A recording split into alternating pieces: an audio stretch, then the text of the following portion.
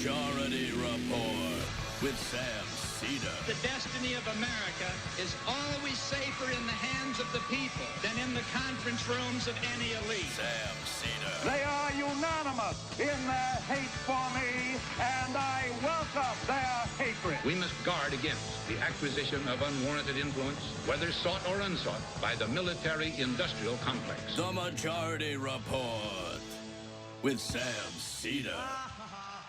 Ever get the feeling you've been cheated?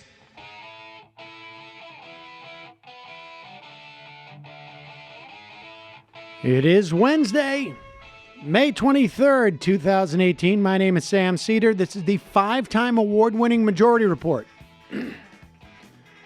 We are broadcasting live steps from the industrially ravaged Gowanus Canal in the heartland of America, downtown Brooklyn, USA. On the program today, investigative journalist Marcy Wheeler from EmptyWheel.net on just what the hell is going on. Meanwhile, primary results are in. A new Georgia map in the making, and teachers flex their muscle in Kentucky. Meanwhile, the Senate and House passes that Dodd-Frank rollback. Got the list of Democratic senators who just coincidentally are getting a huge payoff by big banks. Meanwhile, Don Blankenship's great adventure will continue. And the EPA bars the press from a summit on contaminants. 40% of American adults can't cover a $400 emergency expense. And Michael Cohen's business partner agrees to cooperate as part of a plea deal. I'm sure it's nothing. This is the time where I say, Mike Cohen, very distant from everything. Senate and House now have passed legislation that gives pharmaceutical companies a right to bypass FDA safety tests for terminally ill people. And rest in peace, Philip Roth. All this and more on today's Majority Report. Ladies and gentlemen, it is Wednesday, Hump Day, as we call it. Just a reminder, just a Hump Day reminder, this show relies on its members for just about everything, frankly.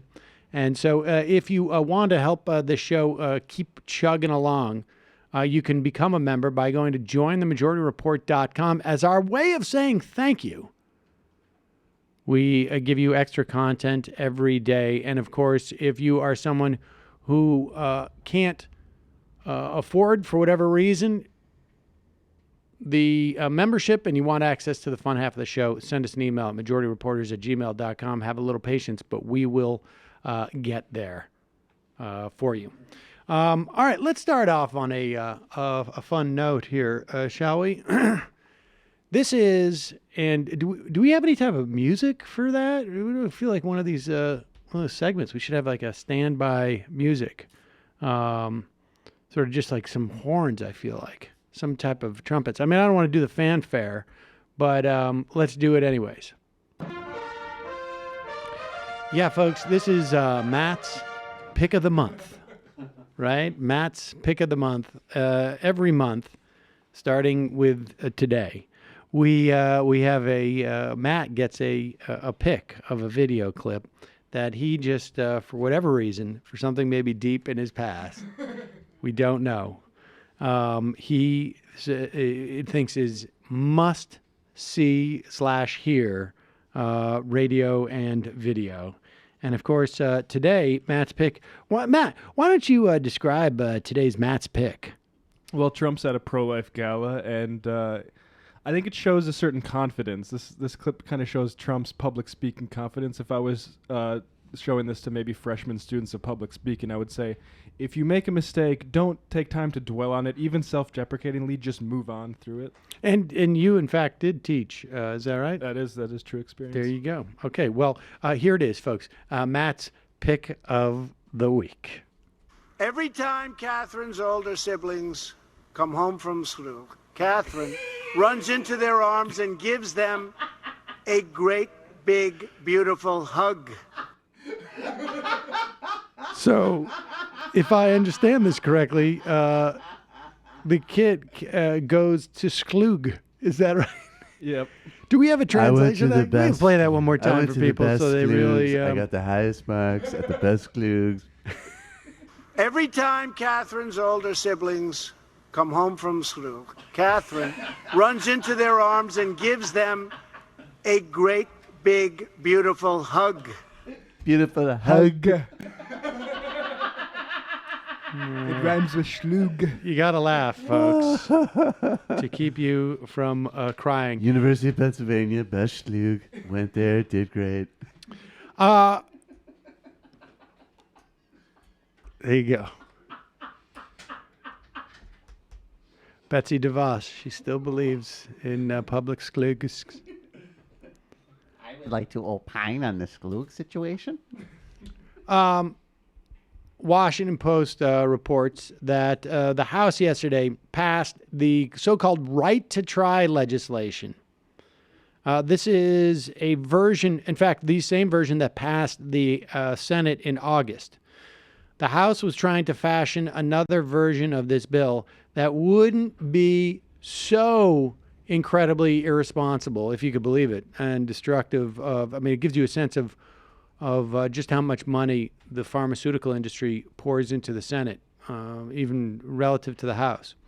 Now, ostensibly, it sounds like maybe it's a good idea, right? I mean, legislation that would allow people with life-threatening illnesses to bypass the Food and Drug Administration to obtain experimental medications. However, and this is a bill that was championed by Ron Johnson of Wisconsin. When you start to sort of like hear what's going on here, it becomes even that much more problematic. Right now, there are two options for patients who's seeking experimental medications. One is enroll in clinical trials, assuming they're eligible, or participating in the FDA's expanded access program. The agency has said that it approves almost all such requests to that program. So there already exists a mechanism, right? However, with this new bill, drug manufacturers wouldn't have to go through the FDA at all. They would have to report so-called adverse events. In other words, things that went really wrong, including premature deaths only once a year, and the bar in which what constitutes adverse events, not just in terms of like people's premature deaths, but the bar in terms of causality is weakened. So the agency would also be restricted in how it could use that information when it's considering the experimental treatments for approval. So in other words, we reported that we had some premature deaths, but you can't necessarily look at that when we're looking for approval. So this is really basically a way to undercut the FDA. Frank Pallone, the ranking Democrat on the House Energy Commerce Committee, basically said this is just going to allow fly-by-night physicians and clinics the opportunity to peddle false hope and ineffective drugs to desperate patients. But it's also the case that every major patient group overwhelmingly opposes this measure. So this is sort of like one of those nice-sounding but obvious attempts to destroy our regulatory structure and for pharmaceutical companies to make another buck. Let's go over just quickly some of the highlights of the primaries last night. we'll hear more and we'll talk more about this in the in the fun half of the program. The DCCC did not do so great last night. I don't want to overstate how well sort of other groups did. I don't know that our revolution necessarily did super well either. But in those instances where the DCCC intervened, they lost. One of those places was in Kentucky's 6th congressional district. Amy McGrath, I wouldn't say that I was thrilled. I mean, she was the one who was the first, I guess, female fighter pilot who was bragging about, I think, how many people she killed or something to that effect. But she won the Democratic nomination in that 6th congressional district, defeating Lexington Mayor Jim Gray, who was the DCCC candidate. Also in Kentucky, not necessarily a Democratic story, but an interesting one.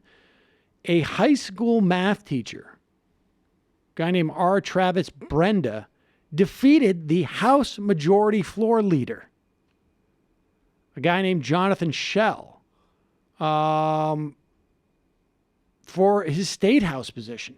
Now, Schell was involved in the attack on teachers' pensions in Kentucky. So this is a good sign that there is this solidarity that teachers feel. I mean, this obviously is a Republican race, but it's important to note that these teachers are very conscious of who is on their side and who is not. That's good to see. And in Georgia, Stacey Abrams, I guess she's the first African-American female Democratic nominee in Georgia for governor, by far. And what's interesting about that race, she won big against the other Stacey. I can't even remember the other Stacey's name. Stacey Evans. And Stacey Evans, I think, was backed by more of the establishment, if my understanding, although it was rather contentious. But the approach that Stacey Abrams is pushing and has pushed is that she's going for those votes who have been on the sideline. Apparently, there's a huge number of African Americans who have not been participating. 1.5 million eligible people of color who did not cast ballots in the last gubernatorial election. Georgia's always a huge reach, but the last gubernatorial election, there was a spoiler. The Republicans did well, and they still only won by about 7 points. So it's not inconceivable in the proper circumstance that someone like Stacey Abrams could win. But what's really interesting about this is going to be a test case in some respects. Do you go for those Republican voters, or do you go and find Democratic votes that have been sidelined? And in Georgia, it's generally the former. This time, it's going to be a latter. And there'll be all sorts of different factors that won't make this apples to apples comparison, but we shall see. And just also to note, on the Republican side in that race, there was that guy who, Brian Kemp, I think it was, who was the guy who had the shotgun and his daughter's boyfriend. He will be running off against the lieutenant governor in Georgia. So that's going to be helpful for the Democrats, at least for another month or two. They're going to be out there, and, Cagle and Brian Kemp will be facing each other off with shotguns. So that'll be fun to watch. We'll see which one of those fires. Yeah, here is... oh, look at that. He's got a fake... here, let's look at this. He's got a new ad out. This is a conservative Brian Kemp. I'm Brian Kemp. I'm so conservative, I blow up government spending. I own guns. Pause it. Hold on one second. It's a lot better when he Is the pointed government spending is in that big field in his backyard? He's conservative with the CGI budget. Yeah, exactly. Yeah, there's also That's true. Why not just actually throw a piece of dynamite, you wimp? All right. I blow up government spending. I own guns that no one's taking away. My chainsaw's ready to rip up some regulations. I got a big truck, just in case I need to round up criminal illegals and take them home myself. Oh, you got to be kidding me. Yep, I just said that. I'm Brian Kemp. If you want a politically incorrect conservative, that's me. Yep, I just said that, Majority Report team. I hope this is clickable. Are you sure this is not a Vic Berger video? No kidding. Gotta love the conservative political ideology, which just involves, what can I say that's going to upset libs? When did liberals start getting offended by chainsaws? Oh, man, I am so I hate offended by those because chainsaws. I just They're think so... of the trees and their pain. I just really don't like it. There's some carbon that's not being filtered. Yeah, there's carbon that's not being filtered properly, and there's also auto emissions from chainsaw. So I've that's got a really big chainsaw. That's actually a feature of the patriarchy. There's no way that chainsaw started like that. They had the gaffers, working it a couple of times. Yeah, I think that gun noise was Foley too. Exactly. Totally. All right, we got to take a quick break. When we come back, we're going to be talking to Marcy Wheeler, who's going to sort out the latest in the now myriad of Trump scandals. We will take a quick break. Be right back.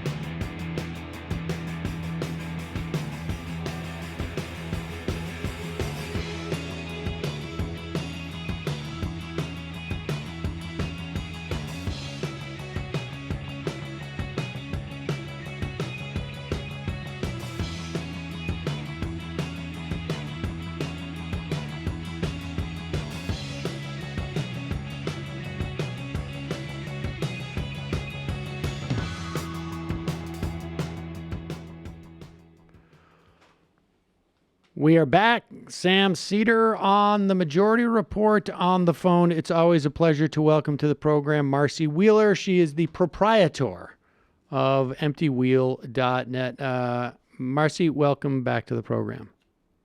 Thanks for having me, Sam. So Marcy, let's start with the most recent and work backwards in terms of. Well, let's put it this way. There seems to be just so many tentacles to this ongoing investigation. At this point, from your perspective, what seems to be, I don't know, the most dramatic, the most important thing that we've learned over the past several weeks? I don't know if it's drama per se, but both Michael Cohen and Paul Manafort are getting more and more exposed, as is probably Roger Stone, although that's all happening at the grand jury. So we know that all of his closest associates have been dragged into the grand jury, or at least interviews with Mueller. So that seems to be where Mueller is focused on right now. But all these other parts of DOJ and the state of New York are now getting people to flip on Paul Manafort and Michael Cohen. So it's sort of like this increasing drama before some kind of big reveal. But who knows what the reveal will be? Right. I mean, it does. It does feel like there was a. I guess a quality to this where, Mueller started digging and there was, I just have this sense of like where he was just like, my God, we're going to need a bigger truck type of thing, or, we're going to need a bigger boat. And so let's start most recent to back. Yesterday it was reported and maybe you have no thoughts on this, but you did mention the New York Attorney General's office, and this is the most recent move on their part. They reached a plea deal with this guy, Evgeny Friedman, who is a Russian immigrant known as the Taxi King, I guess. And he was Michael Cohen's partner, or I don't know what this means, passive client, or Michael Cohen was his passive client, according to him. And so there was a plea deal for his essential, I guess, tax evasion. What is this? Is this relevant in any way? Yeah, it gets far less attention, but the SDNY, so the U.S. Attorney's Office in Manhattan, they're investigating Michael Cohen for at least two things. And what gets all the attention is the hush payment to Stormy Daniels and other women. But in fact, the tax deed medallion fraud was involved in that. So we know that what the Taxi King just pled guilty to in New York State, with the agreement that he would cooperate in both state and federal investigations, is one of the prongs of the investigation that the U.S. Attorney in Manhattan is investigating Cohen for, and is, about to start getting all of this information from the raid on his apartment. So, it's incredibly significant because that's gonna, they both sort of deny it, and they're both kind of looking around as if they don't know each other now. But every expectation, the Taxi King dude got a pretty sweet plea deal, because if he pays off the taxes he did not pay to New York State, then he's going to avoid jail time. And so to avoid jail time, he's obviously cooperating quite a bit, and the obvious person to cooperate against is Michael Cohen. Right. I mean, it would be an amazing coincidence if Michael Cohen's partner got this plea deal to bring down someone else. Yeah, bingo. Right. I mean, this was a great plea deal. So the general rule on plea deals is if you get a really great plea deal, if you're a big crook who's going to avoid prison time, then chances are good that they've got a bigger or more important crook in their eyesight. And just remind us, in the context of a plea deal, it's not like we give you a plea deal and then it's like a potluck situation, right? It's you tell us what you got, and then we give you, we'll give you some deal, right? I mean, they know what they're trading here, right? In terms of prosecutors. With almost always. I mean, there was one notable exception when Ari Fleischer got immunity in the Scooter Libby case. But beyond that, right. I mean, generally as a prosecutor, you lock in what the person is going to tell you once they flip, and you do it. They get immunity for that. You sort of, it's queen for a day, king for a day. You pretend that you're not hearing what the person's saying, decide how much it's worth, carry out negotiations for what you're going to give in return, and the person flips. And so that process has gone on more than 3 times already in the Mueller office, and now we're seeing it at New York State. And importantly, remember, both Cohen and Manafort, and probably Jared Kushner, they're all being investigated for things that can be charged at both the state or the federal level. And so one of the significant parts of that plea deal yesterday is they said, well, he'll cooperate at state and federal, which means if this gets dumped down to the state, if Trump pardons Michael Cohen tomorrow, Michael Cohen's still on the hook in New York State. What of the laws in New York State that provide for double jeopardy? I mean, my understanding is that before the whole Schneiderman implosion, he was lobbying New York State lawmakers to change these double jeopardy laws so that if there's a pardon, is that no longer in effect? I mean, what are the implications in terms of that relationship between federal and state, particularly in New York? I'm not a total expert on this, but as I understand that pardon can only happen after jury selection has already started. So that, if the law doesn't change, and this was Schneiderman before he got ousted, and now we're going to hopefully have somebody far less susceptible to blackmail, right? But if a criminal case So starting next week, the U.S. Attorney in Manhattan is going to start getting the materials that they raided from Michael Cohen. But Trump can't prevent them from looking at it by pardoning Cohen, because if that happens, then they're going to dump it right down to New York State. So in other words, it helps Trump if the rules don't change, but it doesn't help him that much, just because what he's trying to prevent is Robert Mueller from learning all this stuff about him, and he could learn a great deal, and Michael Cohen could go broke, paying his lawyers between now and then, between such time as you'd start jury selection. Because remember, jury selection starts the day or the couple of days before trial. Right. And, you mentioned that about Schneiderman. That never really occurred to me that it's obvious now that you say it, that this is a guy who is a walking sort of like a, blackmail candidate.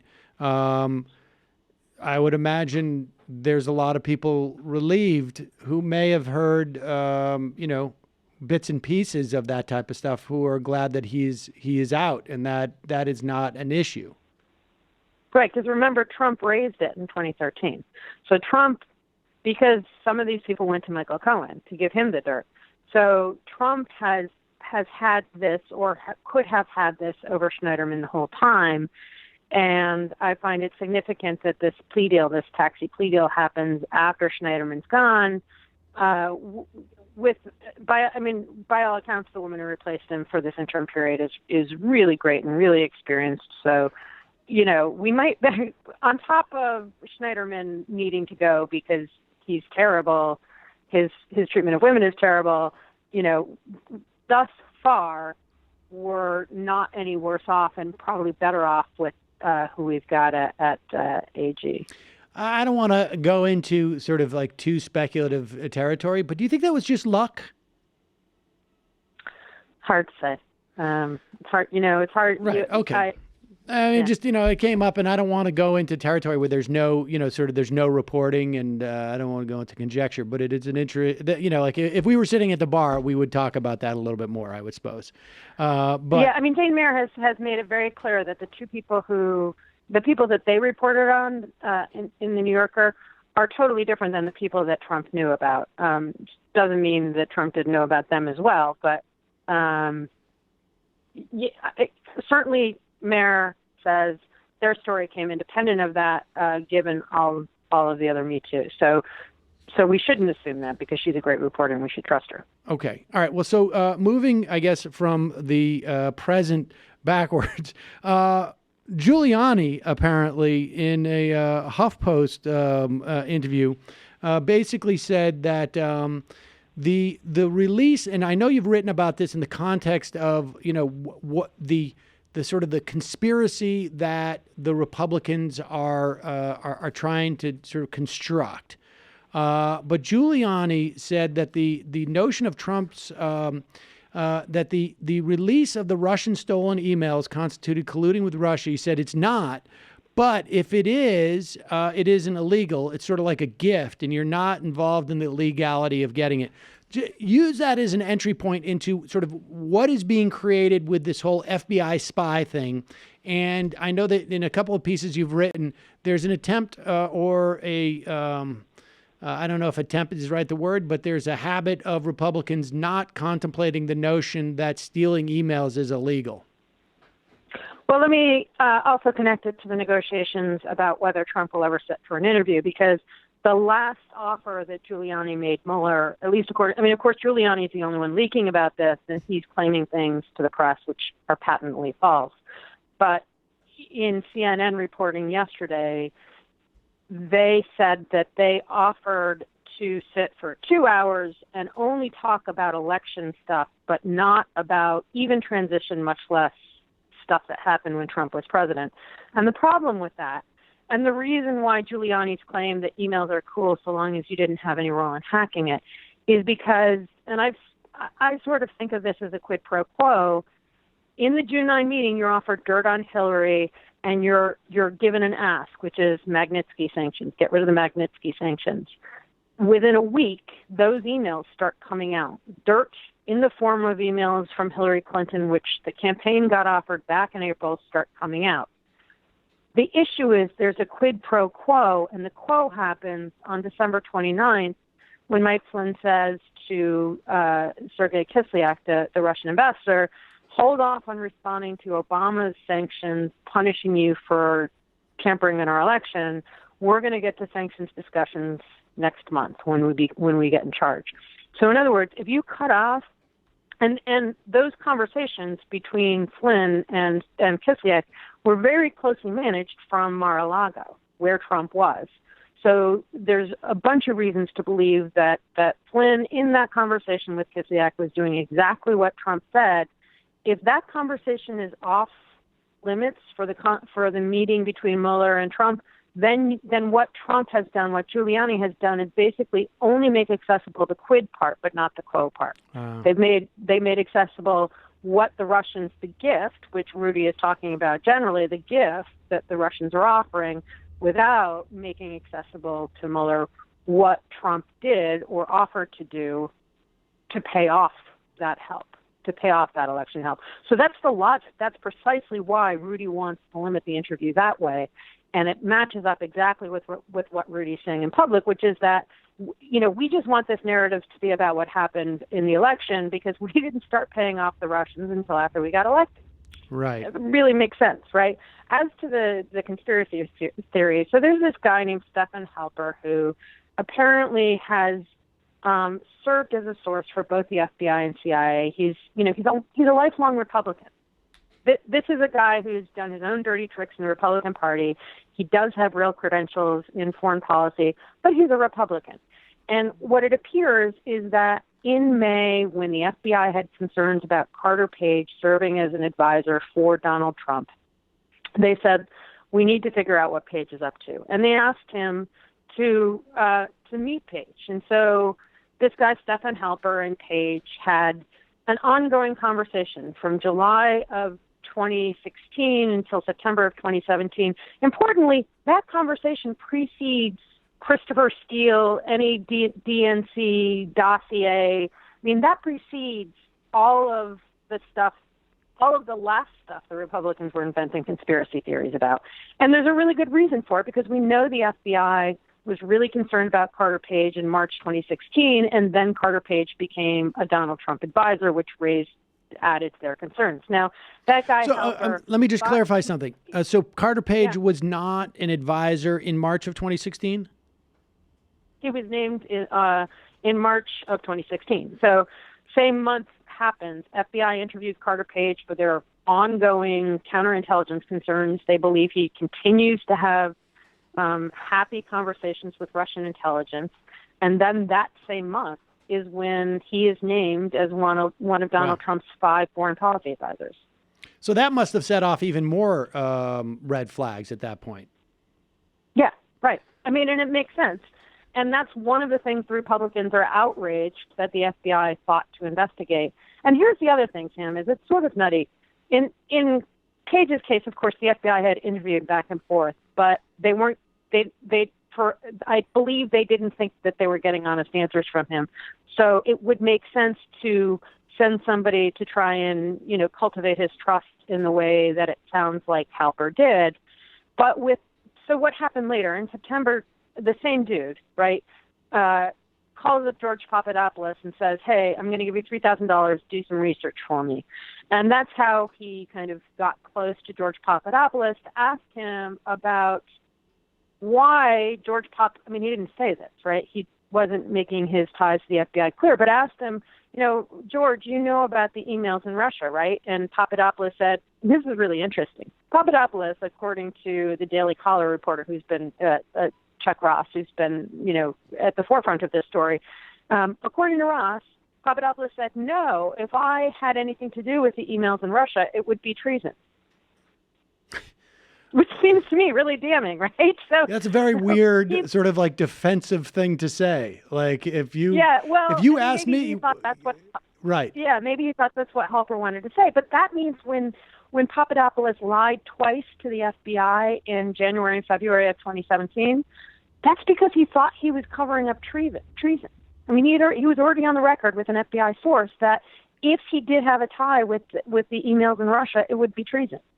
So that's his state of mind. And we should say that when Halper calls Papadopoulos in September, that's months after the FBI has heard from the Australian diplomat, right? That he had a drink with Papadopoulos, and Papadopoulos was talking about the emails. Is that right?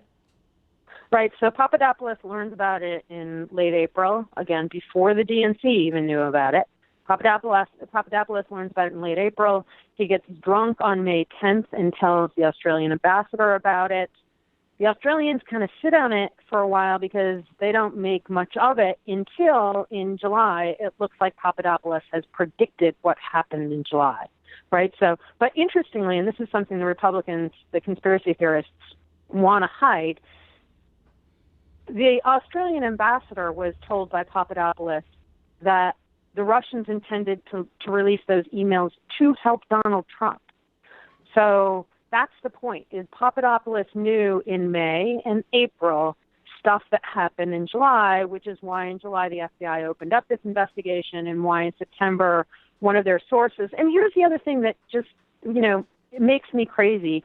I mean, we run in some kind of oppositional environments where from time to time you say, hey, that guy seems like he's not on the up and up, right?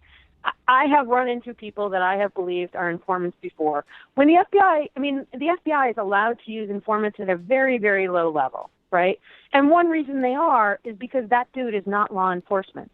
So when George Papadopoulos lied to Stephen Halper in September 2016, he couldn't be charged for that. Right. He couldn't be charged for lying about what he knew about the emails until he continued to lie about the FBI in January and February of 2017. So the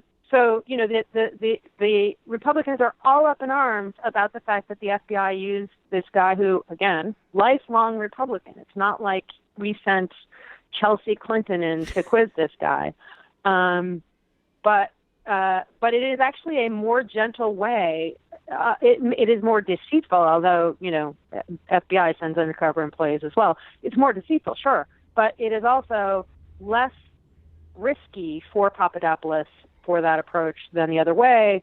And there's also a lot of other good reasons about it, such as that there are, Russian spies involved, and you try not to let the Russian spies know what you know. Right. Okay. So we have that ongoing, and that is the whole, basically the Spygate story. I don't know if it's contemporaneous or sort of running in parallel to this, or where does it intersect? Is this whole story that came out, I guess, maybe it was the beginning of the week. For the life of me, I can't even remember now. It was time has no meaning anymore. No, it doesn't. And I mean, that's the thing that amazes me about what must be going on in these prosecutors' offices, where they just we're going to need another wall to put our little cue card, our little index cards up there. But the relationship between this guy Nader and Broidy and the Clown Prince, apparently, as he's called, Jared Kushner, and their dealings with the Saudis and UAE, it seems like, I guess it makes sense, right? We're open for business. We don't discriminate who our clients are. We're going to take money from everybody. There's no reason. But where is the crossover there? Or is it just it just happens to be another bit of corruption? No, there is a crossover, and it's important to remember that there's a crossover. Although, this is the point I keep making about the Halper story. It's like the Trump administration, the Trump campaign was willing to entertain financial or somehow other beneficial offers from Russian spies, Israeli spies, Emirates spies, Saudi spies, Turkish spies, Qatari spies. I think I'm missing one. 6, 7 different countries of spies. The only one they're offended by is that somebody from the FBI would come in to investigate these 7 other countries worth of spies. That's what the Trump argument is, that he's okay listening to offers from 7 countries, from the spies of 7 countries. But if America's law enforcement decides to get in on the act, to figure out what's going on, that's what is offensive to Donald Trump. So that's where we're at. So the connection, so basically Donald Trump was offered the same thing the Russians were offering, campaign help in the form of basically information operations run by an Israeli guy who's tied, again, to their spies. And we'll have to see whether Mueller can prove that he did that. George Nader is this guy who also is a spy. I mean, he's been an informant for the FBI and CIA going back years to work off child porn charges. Donald Trump is okay hanging out with George Nader, but not okay hanging out with Stephen Halper. And what's interesting about it, A, you're right. This proves that the Trump administration was interested in pay-to-play from everybody. It also, by the way, proves when Don Jr. was interviewed by the Senate Judiciary Committee, they just released those transcripts last week because time has no meaning. He's asked very specifically, did any other country offer to help you? Did you have other meetings with people from any other country to help win the election? And he says very clearly, he says no. Well, that's a lie. Now so one thing we now know is that he lied to the Senate Judiciary Committee after having been warned that that's a crime. Now, was he involved in those meetings with the Saudis Yeah. Okay. All right. Yep. So he took a pitch from the Saudis and Emirates, and then in 2017, when he was interviewed by the Senate Judiciary Committee, he's asked, did any foreign governments any other foreign governments offer or provide assistance to the Trump campaign? None that I'm aware of. He was personally in that meeting. Did any other foreign nationals offer or provide assistance to the Trump campaign? No. He was in that meeting. So that's a lie. If Chuck Grassley actually cared anything about oversight and justice, he would be referring Don Jr. right now for having lied to his committee. Right. He's not. But the other thing, you asked if there was a connection with the Russian thing, and yeah, there is, because in December, at the same time as Kushner is, entertaining offers from sanctioned Russian banks to get bailed out of stuff, and Kushner's also talking to Qataris and also talking to the Emirates, they set up a meeting in the Seychelles Islands in January, and there's actually a series of meetings in the Seychelles Islands. And it's not just the Russians. It's the Russians and Saudis and Emirates. There's some Israelis there, I think. There's even some South Africans there. So it was sort of this party on this island in the middle of the Indian Ocean where Eric Prince and a bunch of other people would entertain financial deals from basically these oligarchs of every sort. And it is believed, I think we're seeing the beginnings of the outlines. George Nader's closest to the Emirates.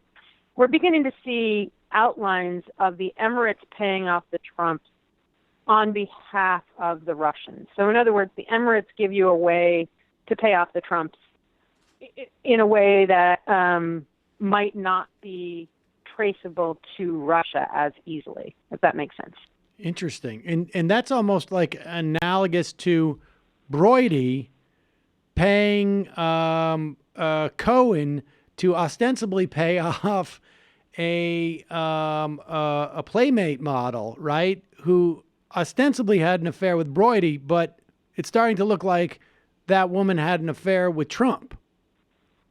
Right. These are all payments in kind. I mean, we don't know whether, not just an affair either, that woman had an abortion. Right. Right. But there's the beginning of an appearance of all of these pass-throughs, and that's the importance of Michael Cohen, right? So if you want to pay off Trump, you pay Michael Cohen, and who knows how much of that goes back to Trump or what's going back and forth. And we're going to start having a fight next week about how much of that literally is something a lawyer does and how much of that a co-conspirator does. Because, Michael Cohen is supposed to be Trump, or was supposed to be before he got raided by the FBI. Michael Cohen was supposed to be Donald Trump's personal lawyer, but there's something called the crime fraud exception. If you're going to a lawyer precisely so you can break the law, then you no longer have attorney-client privilege. And there's something called a special master, a woman who used to be a prosecutor, who will wade through all of these files and decide what's actually privileged and what is not entitled to attorney-client privilege. Is that process ongoing? Like, who has control of those documents at this time, and who has seen them? Who has control of them, and what will be the flow of those documents? That is ongoing. There was supposed to be a meeting today that got delayed until next week, just to allow the special master more time to look. She has a huge volume of what was seized. And she is working at an incredible pace. Like she's been doing some updates to the judge and saying, here's where I'm going to be at by May 24th. So that the first meeting on what gets counted as privileged and what doesn't will be next week. My understanding is those materials either exist exclusively in her hands or in both the prosecutors and in her hands, but they're not in Michael Cohen's. I guess Michael Cohen has copies, so he can decide whether it's privileged or not.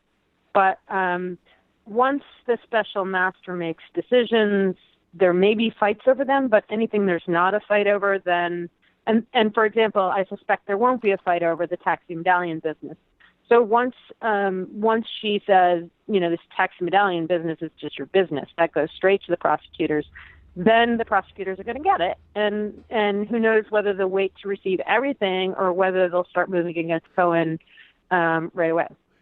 Does the White House, if Michael Cohen has copies of everything, and is those copies provided by the special master essentially? Like here we have 100 boxes of documents. We're going to photocopy all of them. We're going to leave you 100 boxes.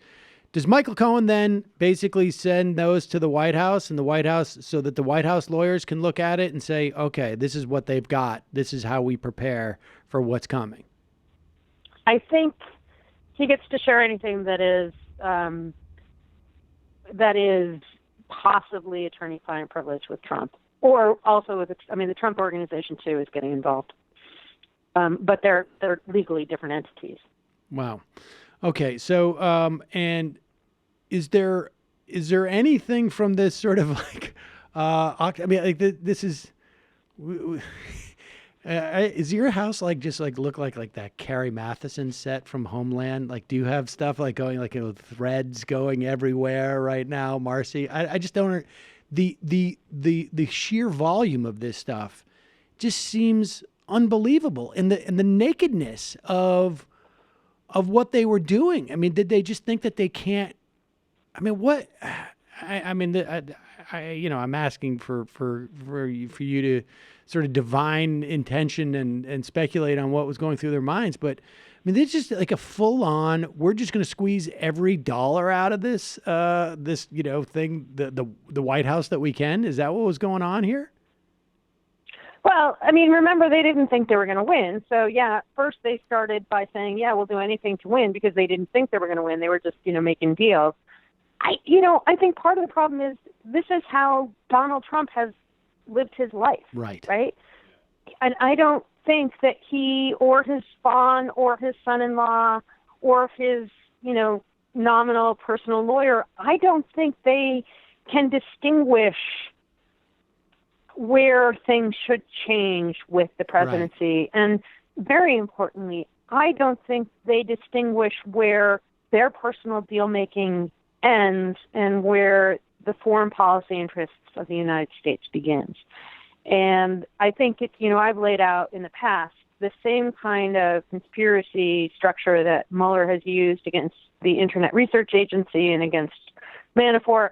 He could use, I'm not a lawyer, I'm certainly not his appellate lawyers, but he could use to say, if you are claiming to be doing the foreign policy business of the United States and instead you're taking bribes, that's a conspiracy. That's a conspiracy against the United States, and we're going to go after you for it. So I think, given what he has done, I could see him doing the same for all of this pay-to-play on foreign policy stuff. Is there anybody who hasn't been interviewed? Do we know for sure who has been interviewed by, obviously I think we know probably in terms of the House and Senate intelligence committees, but do we know everybody that's been interviewed by Mueller? And I'm sure we don't even know everyone who's been interviewed by the Senate Intelligence Committee. I'm sure we don't know. because, for example, I know somebody who was interviewed and no one else knows about it, so I'm sure we don't know. And on Mueller, I'm also sure we have even less idea of everyone who was interviewed. I mean, let me remind you, the Internet Research Agency, the trolls, remember there was a guy who got paid to make a cage so there could be a fake Hillary in a cage at a campaign event?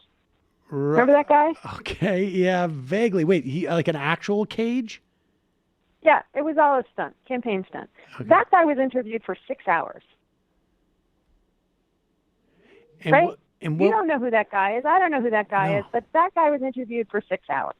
So the extent of these interviews, I mean, to some degree, the FBI was conducting a massive investigation already, but I don't think we can conceptualize the pure scope of what is being investigated here. Yes, we know the famous people close to Donald Trump who have been interviewed to the extent, I mean, remember, Mueller's team can't legally tell us who they're interviewing. I mean, they can't tell us anybody they've dragged before the grand jury. Right. And they're not telling us the other people they're interviewing. They've gone to great lengths to hide that from the press. So we should assume there are a lot of people who've been interviewed who just don't want to go tell the press, hey, I've been interviewed. But I also think we just can't conceptualize the real scope of this investigation. Do you think like Jared and Ivanka have been interviewed? Jared has, we know that. And Jared has because he was interviewed right before Mike Flynn flipped. He was basically given an opportunity to say, yeah, Mike Flynn was doing what he was told to do, and for whatever reason, Jared Kushner's answers were not enough to give Mike Flynn comfort that he would be protected, and that's what that is like the precipitating event that led to Mike Flynn flipping on Jared's father-in-law. And I suspect it's possible Jared got brought back in a second time. But look, I think Jared is a target, so you don't want to bring him in too often. Right. That's what I guess I'm getting at, is to find out, like, is there any way to read any of these tea leaves? Like, wow, it's weird that Ivanka hasn't been in, or are they just sort of saving, the ultimate targets for the end when they know everything there is to know, or they think they do? Yeah, and like Roger Stone is a better example because we know, because he told, was it CNN this weekend, that all of 8 of his closest associates have been interviewed. And again, I know I can think of at least one non-public source that I know who has been interviewed about Stone in recent weeks. So there's been a ton of interviews about Roger Stone, and he's never going to be interviewed by Mueller because Mueller has him targeted. At least that is what all of the tea leaves say. And so, either Mueller has enough to charge him or doesn't have enough to charge him. But if he has enough to charge him, he's not going to give Roger Stone. I mean, why would you with Roger Stone anyway? Because the guy can't string 3 sentences together. But, he's not going to give Roger Stone an opportunity to claim that he was entrapped or anything like that. He's just going to move to charges. And I suspect that's what Mueller would like to do with Don Jr. and with Jared, to the extent, he's interviewed him once, but, and then he'll throw in Paul Manafort. He hasn't interviewed Cohen, same gig. I think that's where this is going. I can't promise you, I don't know what Robert Mueller has in his pocket, but that's sort of where he seems to be headed. And it seems to me, and I just want to get your take on this, that we're not going to see any resolution of any of this in any sort of significant way before the November election, right? I mean, this is not going to be a James Comey letter part deux here. Right? Well, that's a false analogy in any case. Name any of the people we just talked about who are on the ballot in the fall. Right. I mean, I guess right. Okay, fair enough. Right. I mean, literally the only person who I think might be in some kind of legal jeopardy that's on the ballot in the fall is Ron DeSantis. He's one of the members of Congress who has been running interference for Trump. He's also probably one of the Republicans who most easily be shown to have benefited from the hack and leak because of the way the Guccifer figure leaked files to Republicans in Florida, and they got a bunch of Oppo research in Florida. I don't think he has legal liability, but nevertheless, he's the only person I can think of on the ballot who's got both like real involvement in the scandal and also a significant role in November's election if he wins the primary. So, so it is a false notion to say that the entire Republican Party can benefit from shutting down the legal system just because the leader of it is under active investigation. I also don't think it's going to take that long for stuff to start coming down. I mean, Trump's people are trying to stall right now with this interview negotiation. I think, Mueller is probably happy to continue that dance so long as he's putting getting the Cohen stuff in order, and we'll see whether Manafort's case in D.C. is definitely going forward. Wasn't that scheduled? Still waiting to hear originally to start now, or is it already underway? I thought I had it somewhere in my calendar like early May. Yeah, they tried. It's October right now. So again, right now the court system has said there will be an active investigation of Trump's campaign manager during the campaign season. But he's also scheduled to go on trial in July in Virginia. There's a bit of a delay there, so actually the case might get delayed there. But we'll see what the judge in that case wants to do with Manafort's latest challenges. He's the guy who famously beat up Mueller's prosecutors, though I don't think that that's that big of a deal in any case. So in other words, we're going to see whether Manafort continues to fight, or whether Manafort, the other person who flipped this week, is Manafort's son-in-law in a case in Los Angeles.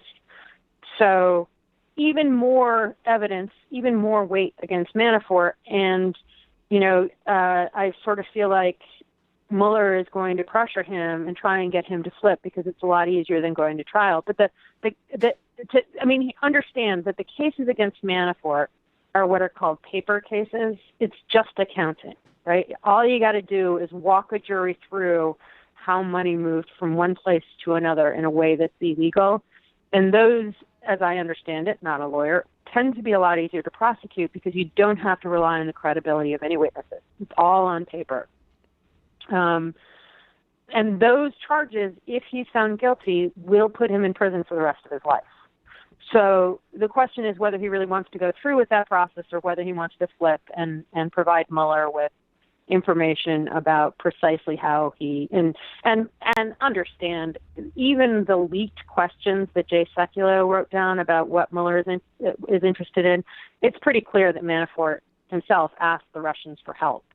So what Trump is interested in is talking to Manafort and learning from him personally whether his requests to the Russians for help on behalf of the Trump campaign, whether he shared those with Trump or not. And that's sort of where he's going with Manafort. Marcy Klein, Marcy Wheeler, I can't thank you enough. I feel like I can at least wrap my head around this a little bit better now. Folks can head over to emptywheel.net to watch this sort of ongoing thing. What is there one more shoe that you're like, wait, do you have anticipation of what's next, or you just basically sit back and, I mean, do you have a notion of where you think the next bit of action is going to be, or you just wait and then absorb? I don't know what's going to be next, but there's the hack and leak. At some point, and I have every reason to believe the Russian hackers have been indicted, and were months ago, right? And Mueller is keeping that secret. The hack and leak part, I think, is kind of floating along here, and I think that's why Mueller has focused so assiduously at Stone, because if he can lay in Stone's outreaches to the Guccifer figure and to WikiLeaks as legitimate outreaches, then that puts a Trump person colluding, if you will, with the people who did the hack and leak. And so that, I have no idea how much longer that's going to take Mueller to put together, but that one's a big one because that is the story that will shut, maybe 20% of Republicans or past 50% of Republicans up when they say there's no collusion. Because and that is, again, I think why Mueller is focusing on Stone. I don't know if he has the evidence against Stone, but if he does, that is a really critical kind of like there's a three-legged triangle here, and that's or stool or what have you, that's a really critical one because that's what would tie the Russian assistance to people close to Trump. Marcy Wheeler, emptywheel.net. Thanks so much for your time today. I really appreciate it. Always great to be on. Thanks. Bye-bye. All right, folks. Wow. Right? I mean, I next time she's on, too, we got to ask about Devin Nunes. I still can't figure out what that guy's doing. But so there you have it. I mean, this is just and my sense of that her assessment as to what is the mentality of these people. I honestly just think they don't. This is the way you do business. I also think the bit about them not expecting to win, so they got way ahead. It's like it's the producer's thing, but it's definitely a huge part of it. I mean, yes, and I feel like we've been saying that for a long time. But I think there was also some quotes of Flynn's where it's just like somebody had asked him, like, "Do you think this is going to be a problem for you, like working for Turkey?" And he's like, "Only if we win." Whoops. Got to make sure you don't hit that jump shot. All right, folks, we're going to take a break, head into the fun half of the program. Just a little bit of house cleaning. My daughter, Mila, will be bat mitzvahed this weekend. So tomorrow, Michael will be here, and we will run an interview I did with David Graeber about BS jobs, bullshit jobs. And then Michael will hold down the fort for the fun half. He will be here on Friday with Ben Dixon and Ben Dixon and Ben Mankiewicz. The Bens on Friday, and I will be back on Monday with a fully bat mitzvahed child. Why should she have a bat mitzvah? She will now be an adult. And women don't become adults. Dragons. That's right. And she's I guess her plan is to take enough time to stop playing Fortnite to actually get bat mitzvahed, and then she will resume the Fortnite. I don't know if she's going to be able to bring it up onto the pulpit, but if anybody has a child between the age of 12 and 15, I think they know exactly what I'm talking about. Apparently, every single child in the country of that age does nothing but play Fortnite. I might need to play that. Dude, you could play Mila. She's like begging me to get on, and apparently though on the iPhone 6 it's too buggy. That's what I've been told. You can play it on phones? That's why it's so huge. I thought it was like an Xbox. It is both. It's console, computer, and on phones. And so they play it on phones. And like she's yelling at her friends via the phone. Like, where is that guy? What's going on? It's nuts. It's completely nuts. The only upside is that she's off the slime. And so we don't have glue on every piece of furniture in the apartment now. That's the only upside. She's growing up. Yeah, she really is. Just a reminder, folks, it's your support that makes the show possible. You can head over to jointhemajorityreport.com to become a member today. JustCoffee.coop, fair trade coffee, tea, or chocolate. Use the coupon code MAJORITY. Get 10% off, always free shipping. Last night was Tuesday night, and as you know, around here on Tuesday nights, it's the Michael Brooks Show night, and you had a Science Tuesday on your. It was very sciencey. Eric Turkheimer, he's a behavioral geneticist, and we talked about the IQ. His research shows that basically disparate outcomes are class-based, and you can correct them with inequality interventions. But Who would have thought? Very shocking. But he has an interesting message. I mean, his sort of so politically correct, that guy. super right? politically correct. Why are you suppressing free speech, Michael? Yeah, that was I told. Why That's a precondition for every guest on TMBS, Right. that they suppress free speech and oppose the free and open exchange of ideas. And if they don't solidly commit to that, I'll turn anyone down. Right, there you The go. more aggressive, psychopathic boys, they simply don't care. There you go. That's our tag. That's our tag.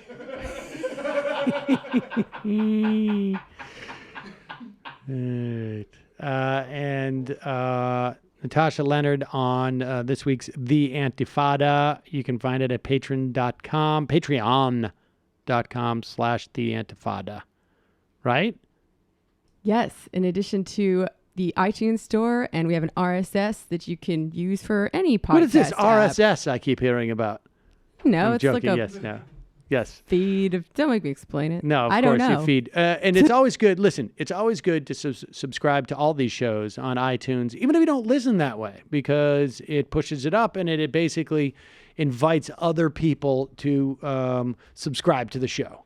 So number 646-257-3920. We're going to take a quick break. When we come back, it will be the fun half. You are in for it. All right, folks, 646-257-3920. See you in the fun half. Are you ready?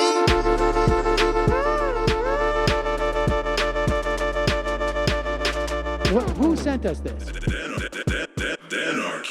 Alpha males are back, back, boys back, and the alpha males are back. Just as delicious as you could imagine. The alpha males are back, boys back, and the alpha males are back. Just want to degrade the white man. Alpha males are back. I take all of it in my throat. Alpha males are back. Almost says what? The alpha males are back. You are a madman. And the alpha males are back. I am a total cunt. Can we bring back DJ Dannerky's song, please? Yeah, or a couple of them. Just put them in rotation. DJ Dannerky. Well, the problem with those is they're like 45 seconds long, so I don't know if they're enough of a break for people. That's fucking nonsense. Hey, folks, reminder. I do not have Parkinson's. And the alpha males are... Psych. Fuck them.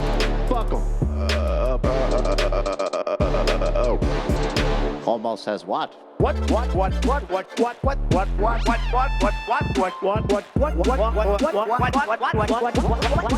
Almost says what? Hell of a lot of bank. Hell of a lot of bank. Hell of a lot of bank. Hell of a lot of bank. Hell of a lot of bank. All lives matter. Have you tried doing an impression on a college campus? I think that there's no reason why reasonable people across the divide can't all agree with this. Psych. And the alpha males are back. And the Africans are black African. And the alpha males are back. And the Africans are black. See Donald Trump out there, doesn't a little part of you think that America deserves to be taken over by jihadists? Keep it at 100. Can't knock the hustle. Come on! Fuck them. Things I do for the bigger game plan. By the way, it's my birthday! Happy birthday to me, Jew boy! I have a thought experiment for you. And the alpha males are back. Africans are black. Alpha males are back. Africans are black. Come on! Come on! Someone needs to pay the price for blasphemy around here. I am a total pussy.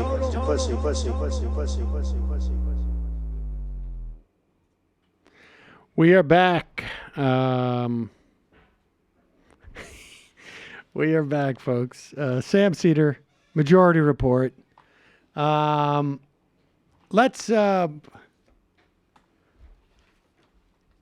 get into this. Matt Gaetz.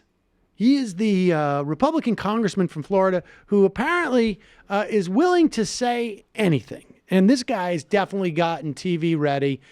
He's dropped a couple of pounds. I don't know if you noticed that, right? Like it's interesting. This happened during like the OJ thing too. There was like a couple of people who basically built their whole careers on the OJ thing. And Greta Van Susteren? Yeah, a myriad of people actually. And you see this, and then like you can track them. You go back and you look at like the first times they're on television, and they're a little scruffy and this and that, and then like within like a month or two, they're completely put together. And so Matt Gaetz definitely realizes like, oh, I have found my ticket, and that ticket is to come on and say anything.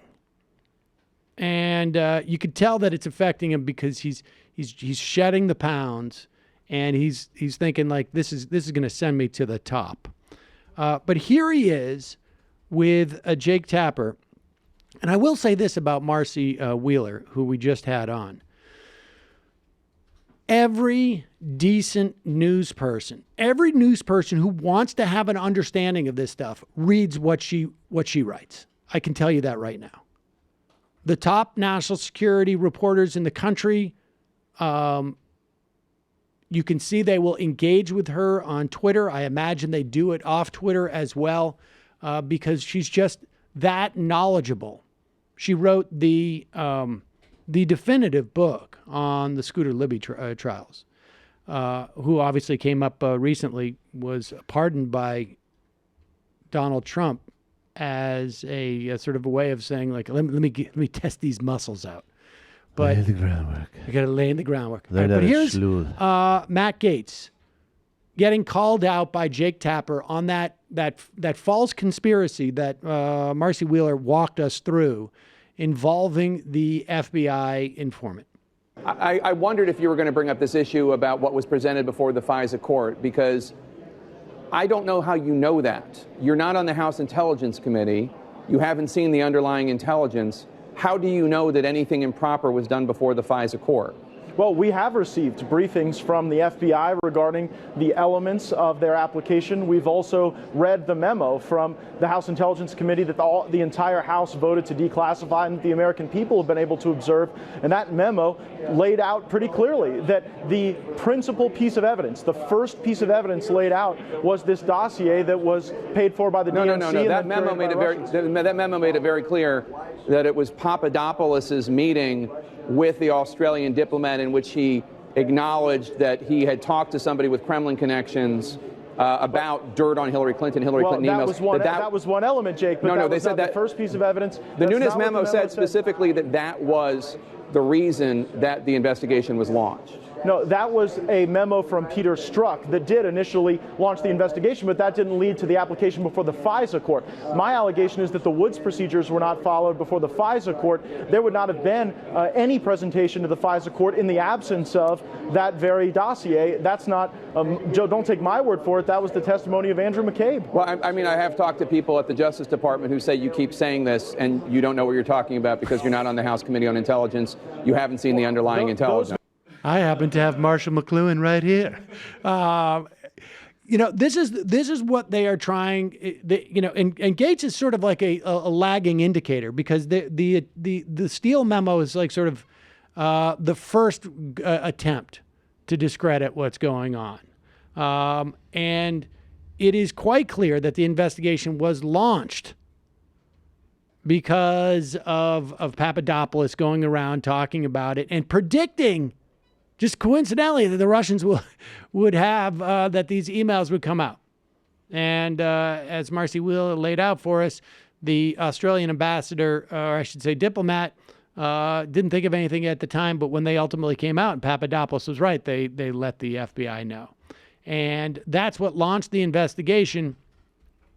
There may have been elements of the Steele memo dossier that was included in the FISA application, but that was because stuff had been borne out by other sources. So understand that what's going on here is the right knows, broadly speaking, that there are basically, if not two, then multiple narratives that coexist in our country at the same time as to what reality is when it comes to the news. And they understand that they can go out and present a second narrative or an alternate narrative, and that their audience will be exposed only to either be exposed exclusively to their narrative, or will become so inundated with competing narratives that they'll just throw up their hands and say everybody's lying. And this came out in an interview with Judy Woodruff and Leslie Stahl.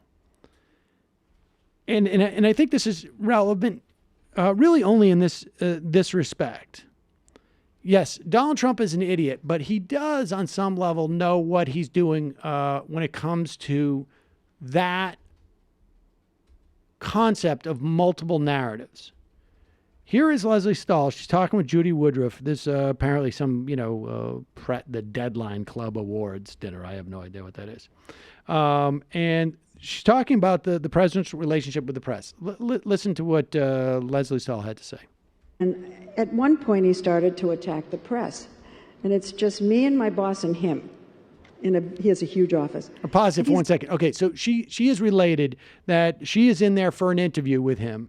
They sit down, and as he starts to before the interview starts to go, he starts attacking the press. My boss and him. He has a huge office. And he's attacking the press. And there were no cameras. There was nothing going on. And I said, that is getting tired. Why are you doing this? You're doing it over and over, and it's boring, and it's now time pause to it. end. I want to almost this is just sort of a side note, and I want you to go back so we can hear the full thing what she's saying. But I also think it's creepy that reporters and press people would be in there sort of giving advice. It's boring. What? Really? I mean, I just think that's weird, but that's not really the point of this clip. At one point, he started to attack the press. And it's just me and my boss and him. He has a huge office. And he's attacking the press. And there were no cameras. There was nothing going on. And I said, that is getting tired. Why are you doing this? You're doing it over and over, and it's boring, and it's time to end that. You've won the nomination. And why do you keep hammering at this? And he said, you know why I do it? I do it to discredit you all and demean you all, so when you write negative stories about me, no one will believe you. Yeah, mission accomplished. I mean, I would say not no one, but when he's talking about no one, he's talking about his people. And I think, broadly speaking, this is what's going on in our politics sort of writ large. Why does a guy like Matt Gaetz get up there and even though he knows what he's saying is completely a lie, and even when the host of the show says, hey, man, I've talked to everybody that would know about this, and you're lying. And he doesn't care because mission accomplished. I don't need to convince somebody of something. I just have to make sure that they're not convinced by anybody else. And that's what's going on here. And that's why it is, I think there's such like a broad malaise, and there's a lot of people who are walking around who just say, to heck with all of it. I don't know what to believe. And, most people don't have the time to sort of dedicate to digging into this stuff. And so it makes sense in that regard. Poison the wells. Poison the wells. I just took you to SLU. Get Scott Pruitt in there, poison some wells. We need to do to the press what Scott Pruitt is doing to the waterways. Now, here's something that that took place. I guess this was yesterday, and I don't know what to make of it. Christian Nielsen is the woman who said a week and a half ago, I think it was, that she was almost about to quit because Donald Trump got all mad at her about the fact that, I don't know, we don't have a border wall or some type of like force field, or that the numbers of undocumented immigrants coming across the border had gone up. And she put it out there, I almost quit. And here she is on Capitol Hill. She is, she apparently did not, or I don't know. Let's listen to what she says about the intelligence community's key conclusion that Russian interference took place in the 2016 election. Now, you may say like, we do that. And, was it determinate? She shouldn't have tried to campaign for Republicans in the whatever. But there's no dispute that the Russians interfered in the election, whether it was determinate or not or what. I mean, it's arguable, but there's no dispute about that. I mean, no one's maintaining that, right? I think the president's been very clear that he agrees with the intel community that the Russians did attempt to hack or otherwise, through cyber means, influence our election. Secretary Nielsen, to that point, do you have any reason to doubt the January 2017 intelligence community assessment that said it was Vladimir Putin who tried to meddle in this election to help President Trump win? I do not believe that I've seen that conclusion. What I do is that the specific intent was to help President Trump win. I'm not aware of that. But I do generally have no reason to doubt any intelligence assessment. Someone needs to go to SLU again. I didn't see it. What she was refuting was that it was to help Donald Trump. So she's conceding that the intelligence community says that they interfered, but not to do anything. They just interfered. They're like the Joker. They just wanted to cause chaos. Exactly. We're trying to help Hillary. We don't care. We don't care, whatever.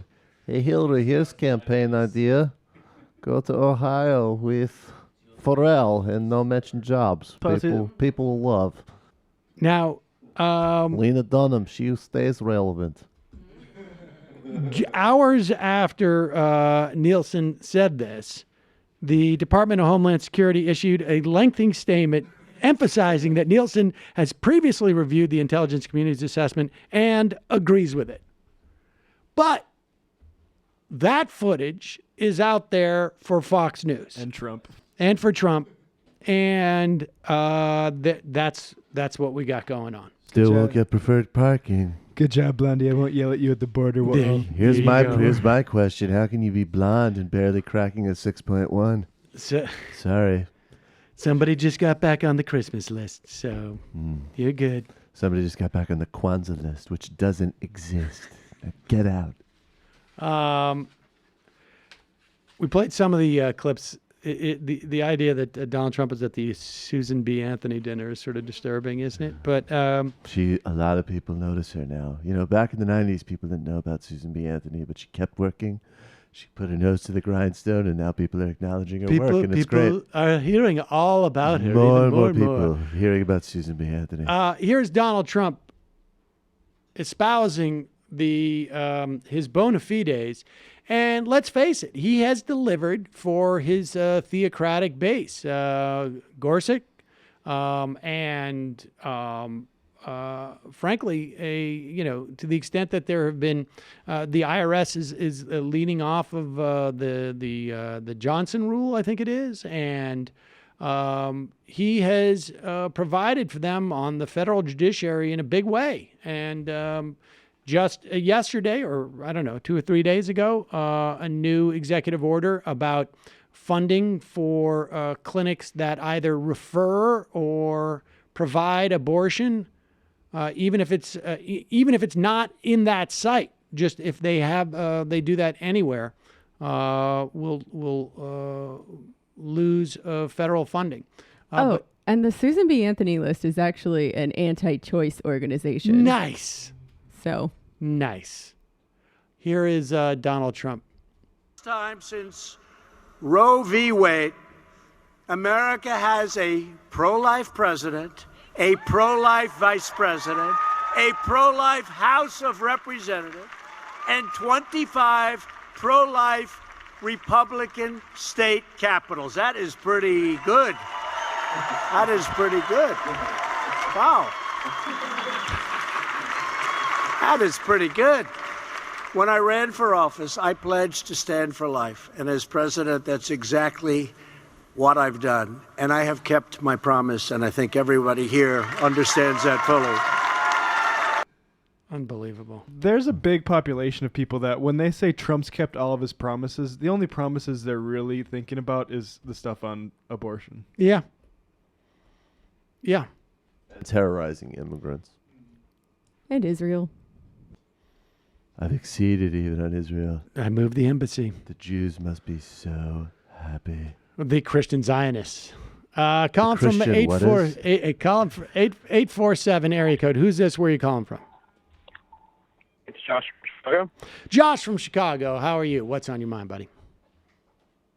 I'm good. I'm just calling in, actually. So if you heard about the news, and this is actually out of Florida, there's this bipartisan there's potentially a bipartisan for the ticket for the governor's race, a gubernatorial ticket, with David Jolly and Patrick Murphy, who are both former mediocre congressmen in the Congress. Murphy, I think, is a Democrat, and Jolly was I think, wasn't he part of the Tea Party at one point? He was, but he was, but he also has sort of rebranded. Is he now the Resistance?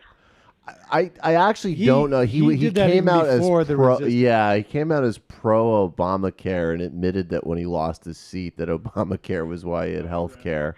So it's a little bit more substantive than resistance, but yes, basically. Why do people think this is like a good idea, and like why is this considered acceptable? I mean, specifically, I think. Well, wait a second. Let me ask you this, Josh. Who are you referring to?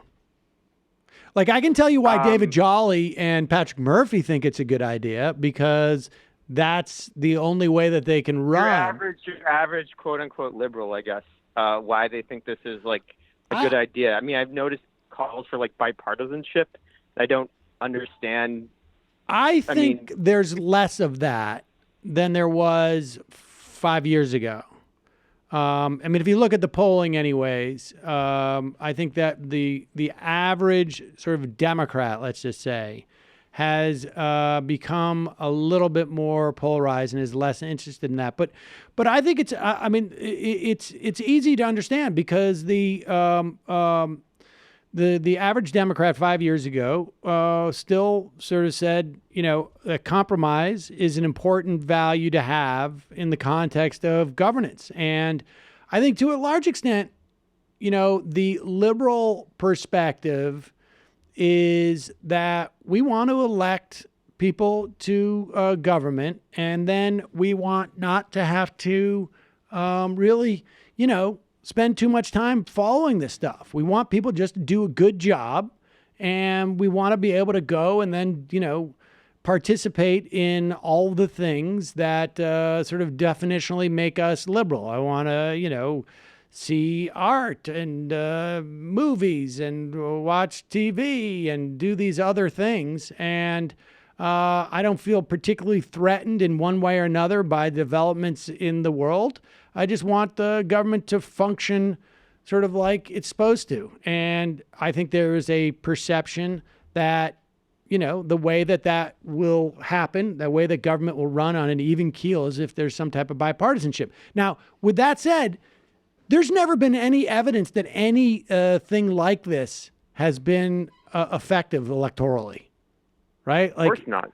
I'm excited by the common sense bipartisan solutions that they're offering. And the nice thing is you don't have to put a label on it. It's I feel like no label. It's like we don't have to just be in our tribes. We can actually just reach for solutions outside of ideology. And I'm looking forward to sitting down with both of the candidates and talking about how we can move forward, not as necessarily Republicans or Democrats, but as not Americans. Well, that's the nice thing about it too, is it writes itself, right? It literally writes itself. Like you don't. There's not. The beauty is like it's not a question like you ask me about my policy positions. My policy position is let's get things done. Right. That's my policy position, and so it just also. I remember that with Hillary people drove me nuts. I would say, Murphy, what? From Jolly and Murphy's perspective, it's the best way to sort of like promote an agenda that nobody wants. Maybe also a media career, but it's also to promote an agenda that really has no constituency, but make it sound like it's everybody, like everybody's my constituency. And you can get funded handsomely. Yes. Because there's still, and this is, it's a very funny psychographic. Like, there's like the handful of like plutocrats that donate to Democrats and influence the party that way. And then there's obviously like Koch brothers, but it's a really interesting group of people that are like, they're basically just willing to sink an incredible amount of money that will go absolutely nowhere because of some fantasy that they have about this independent thing where they could just easily be like corporate Democrats. It's kind of funny. Appreciate the call, Josh. Yep. Bye. Cheers. Calling from a 330 area code. Who's this? Where are you calling from? Hey, Sam, it's Ryan from Ohio. Ryan from Ohio, the list guy. Yeah. Good interview. I enjoyed it. I thought there was a part near the end that really made me laugh for some reason where she referred to Trump as Jared's father-in-law. And I thought it would be great if we could just call him like President Mr. Jared Kushner's father-in-law from now on. That would be pretty funny. I don't know that he would hear it, but I get I won't object to that. Yeah. That's fair, but I have some more Jordan Peterson unpublished novels. If you guys, yes, let's hear it. Interested in hearing them? Let's hear it. Okay, we've got Chicken Soup for the Chaos Dragon's Soul. Good. How to Win Patreon Bucks and Influence Dipshits.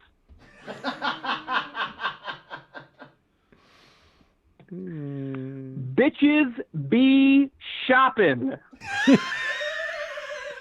That would mean he was so much more fun than he is.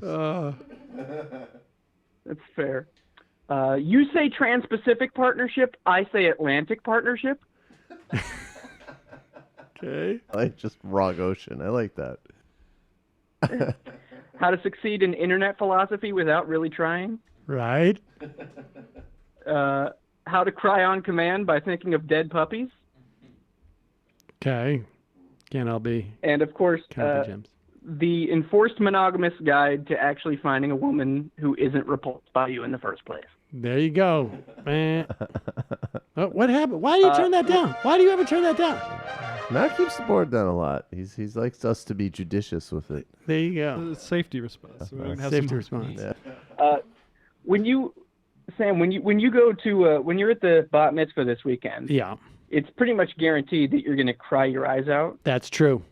So in the middle of it, you need to go on Periscope and start rambling about how the collective suffers when society only cares about the individual. All Jewish middle-aged anxiety-ridden fathers, but individual Jewish anxiety-ridden fathers Bat who mitzvah suffer. so dominated by identity politics. Why is there always a shofar? Appreciate the call. People are Ryan. constantly talking about being Congratulations, Jewish. Thank you. I appreciate it. It should be irrelevant to me as an individual.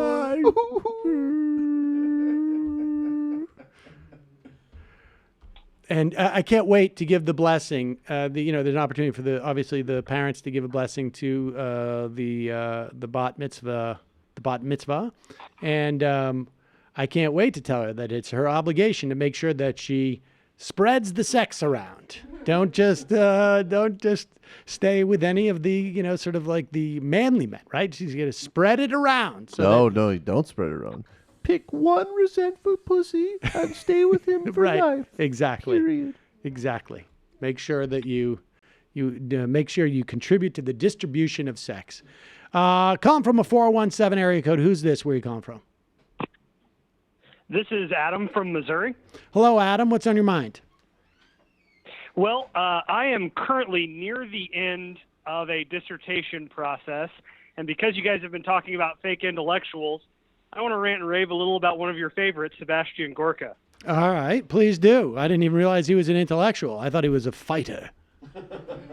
Well, he demands that everybody refer to him as Dr. Gorka, which is what most of us in PhD programs do for about the first 2 weeks after we're done. Right. But Gorka's kind of kept that going. So I have found a new game that I play when I'm ever frustrated with how my dissertation is going, where I just read a couple of pages of Dr. G's dissertation, and it just makes me feel better because I know that no matter how badly my dissertation goes, it will only be the second worst dissertation ever written. There you go. If I can get it finished.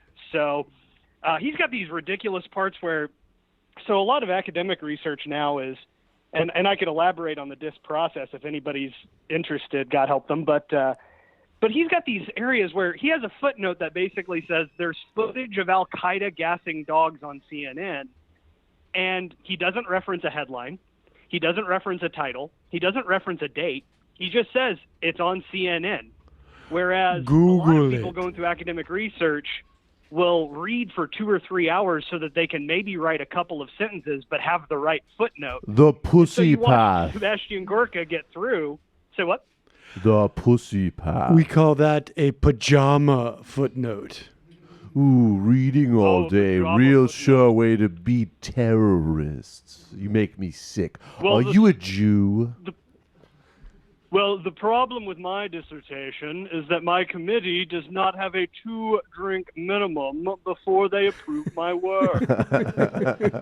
Maybe you should go to a Hungarian diploma mill and you would work more effectively and get a top job in the White House. Or you could continue to do research and be a Jew pussy who will get cucked by Hezbollah. Does he write in the footnote, pretty sure saw this on CNN? Either on CNN or Fox, not totally sure which, but happened. As seen on TV. As witnessed on TV 2 or 3 weeks ago or so. Well, and it's, my study is in rhetoric, and one of the conference presentations I did with my advisor was about the rhetoric of counterterrorism. And it's amazing because I only did a conference presentation, maybe a 15-page paper. But in it, I learned things that Sebastian Gorka gets wrong on TV in front of everybody. So he comes out and says that the lone wolf terrorist was a term invented by the Obama administration, when in research for a 15-page paper, the term lone wolf comes from white nationalists in the late 1980s, early 1990s. Right, So, during the Obama administration. During the Obama years. He was a community organizer pushing it. He was at the Ford Foundation saying, let's call it lone wolf attack so we don't have to call Islam what it is. Do your research. Watch some TV, for God's sake. True. Well, Ibid UHF. Really appreciate it. So was that? CUHF. Television. Saw it on a UHF station. Citation. The second or third hour listen, of Rush Bro. Appreciate the call. Month of January. Exactly. Third hour of the great one, Mark Levin. It was either a Tuesday or a Wednesday. The same episode where Sean Hannity called Troy from Connecticut a homo. That one. Can you send us Gorka's dissertation? It's available. We've done Oh, so. nice. I did a reading of it actually last year. Yeah, the graphs are really good. Yeah, the graphs are awesome. I'm excited. Calling from a 518 area code. Who's this? Where are you calling from? Hello, Sam. Can you hear me? Yes. Who's this? This is a man who's so conservative that my intellectual thought leader is a whiny Canadian in a fedora. Vote for me. There you go. Actually, this is Dave from Jamaica. I'm a regular on Michael's show. This is the first time I'm speaking with you, Sam. Well, congratulations on the upgrade, Dave. It's going to be a tough one, Dave. Your I've board been down a again? long time listener of your show, but I guess I just recently started my patronage. So Oh, well, I'm thank a you. patron of Appreciate all it. three shows. Let me give you So one of I'm these. part of CMBS and your show as well. Oh, hell yeah. Did you hear what he said? Yes, patron of all three. All three. Triple threat. Just gave him a big Thank you. shofar. So I guess I want to jump in right to the question. I think I wouldn't say it's more of a Jamie question, but all of you guys can answer on it. I was thinking that I know capitalism kind of fuels a lot of our problems, and then this is kind of an evolution of feudalism and so on and so forth. I'm just trying to figure out, though, we've been in this way for like thousands of years. I mean, how do we get the good aspects of what was like when we're kind of hunter-gatherers or more egalitarian and keep the modern stuff together at the same time? And is this a project that will probably take thousands of years to achieve again? That's a really good question. I mean, capitalism itself is only about 500 years old, but there was feudalism before that. I don't know exactly how long that lasted, but yeah, I mean, there are definitely To qualify, not to interrupt, I mean, to qualify, I know things started heading downhill when property and agricultural revolution took place. So I wouldn't say downhill, because being a hunter-gatherer, we might have been nicer to each other, but we still had issues, with the lack of technology and dying to wild animals and stuff. But yeah, sorry, go ahead. Well, I think a lot of people look back to this hunter-gatherer past in sort of like an idealist, anarcho-primitivist way. And those are usually people who've never spent all day washing their clothes in the river or whatever. But I think really the key here is to use the good things that capitalism has produced, like all of this abundance, this overproduction of everything, this technology, in service of human needs, and instead of profits, and to set up society in such a way that cooperation is incentivized instead of competition and our more base qualities. Because that's why, I mean, as I understand it, that's why, according to Christopher Ryan and people who study this stuff, that's why people lived in a more communalist way back in the day. It's not because they were better people necessarily, but because that's what they needed to do in order to survive. And I think going forward, more and more people are going to realize that that's what we need to do now in order to survive, and proceed from there. Break up Jewish control of the banks. Also, technology can do a lot of the work for us. Like the amount of time that each human needs to work or would need to work at the current moment in time to produce like a base level of subsistence, decent life for everyone in the world is so much lower than it used to be.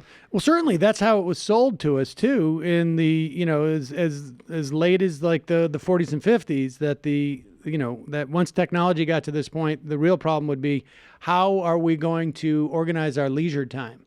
We need to, But things aren't produced for their use value right now. They're produced for their exchange value. Yes. So you have a situation where, big giant buildings sit empty while people are homeless outside. I'm frankly, in my most pessimistic, maybe not even in my most pessimistic moments, I think that the chances of a new economic system coming about are most likely tied to climate change and the implications of climate change. And frankly, I think that economic system slash political system, it can go any number of directions. It's just as easy for me to imagine a more authoritarian response to some type of climate crisis. I would recommend, frankly, sadly. I would recommend, again, I always Four recommend Futures. this book. Yeah, Four Futures, because that inversion, though, that it touches on both what you're talking about, that environment is treated as an infinite resource when obviously it's finite, and then we create a scarcity in technology economy, which is completely constructed and does not need to be scarce in any way, shape, or form, at least on a symbolic level. Obviously, the materials that make computers and so on are part of the same ecosystem. And I would say those scenarios, I won't repeat them, but those four scenarios he basically lays out there are not only like the options we have, you actually see all of them operating right now. So the question is just like what gets scaled up. Well, that's always the way I think that history works, too. Right. Is that Absolutely. You know, They're everything's always happening existing simultaneously. Everything's Yes. existing, and Yes. it's just one sort of, for whatever reason, has more durability as time goes on. It accelerates. And so even like the idea, like it wasn't just like a strict, like the transition of feudalism to capitalism, as I read it, was, yes, there was this way in which capitalism just reconstituted feudalism. Then it also became a new thing. And then at the same time, also what happened was there was actually some, like the initial enclosure of the commons was a creation of, a primitive accumulation that created a fake market where a communal situation actually existed very well in a certain feudal context. So yeah, it's always simultaneous. It's what gets scaled and what wins. And you could look and find examples across the globe today of all of these different scenarios. Unfortunately, the worst ones are predominant. Dave, appreciate the call. Gotta jump. Yes. Thanks. Okay. Always a pleasure. Later. Please Bye. call back. Talk with you on Tuesday. Incel Gigolo. Sam, if the bat mitzvah isn't until this weekend, I can only assume you're taking the next 2 days to pick up the apple cores and beer cans strewn about your new bachelor pad. That true? I'll never tell. The apple cores and beer cans. A penny for your thought. Mazel tov on Mila's bat mitzvah. good. She probably has the same Torah portion I had 47 years ago. Enjoy, Sam. Thames Darwin. Sam, mazel tov on Mila's bat mitzvah. One down, one to go. A bit of Yiddish hike for you. Her parasha deals with the Jubilee year, so it's fitting that the interview is with Graber, a proponent of debt forgiveness. Also, you want to know the MR chat have chipped in on a fountain pen for Mila. We can hear her disappointment from here. Contagious Chameleon. Love the guest on the internet yesterday. The terms of privacy. The military has a secret internet that uses shielded Ethernet cables, among other things. You need tangible physical hardware infrastructure to gain certain increased privacy abilities. You can't just attack the software. The level of investment to create secret internet similar to that is immense, especially considering that you'd want several decentralized secret internets that you could screen who you let in. I believe your idea, Sam, of creating more noise is our most immediate route for making corporate spying more difficult, but not a way to eliminate it. Thank you.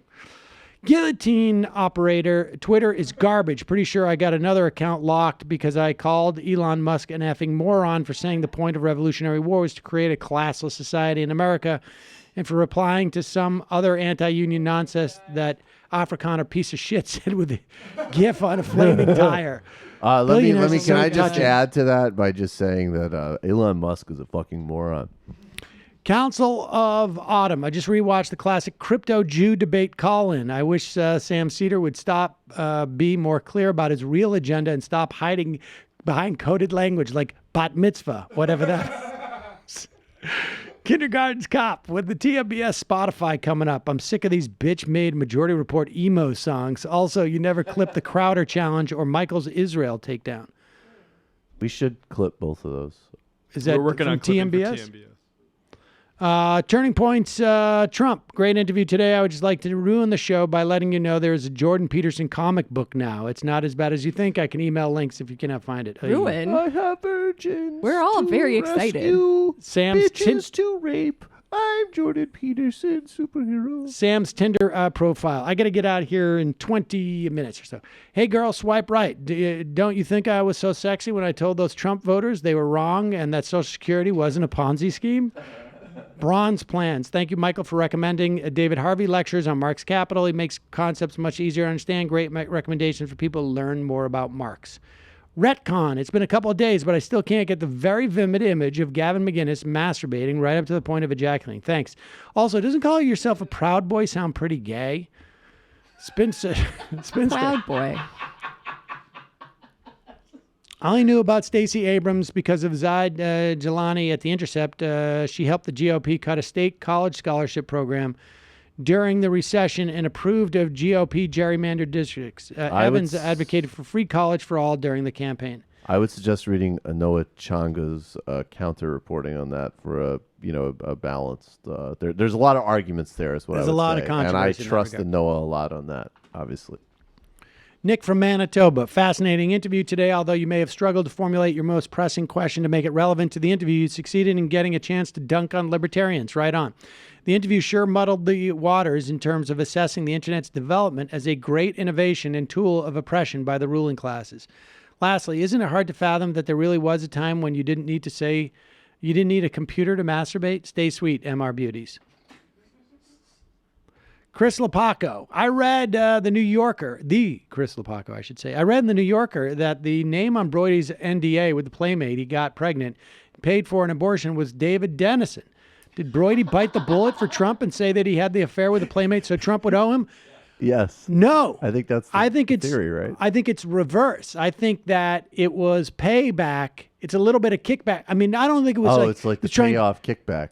Exactly. Right. It's like, Cohen is there and Broidy's trying to push this Saudi deal where he's going to make like $1 billion or something. Whatever we use, just use the name David Dennison. It's a solid name. Cohen's like, this is the way you pay tribute to the boss.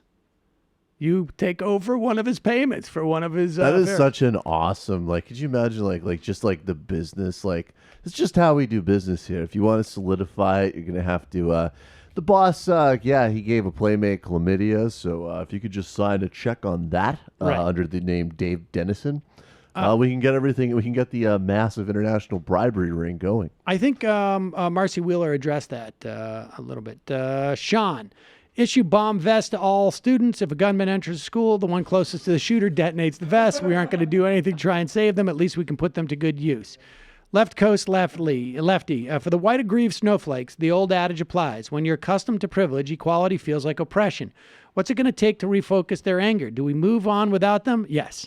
And redouble our efforts towards liberal policies and union strengthening? Yes. Is this a thought experiment? Left is best.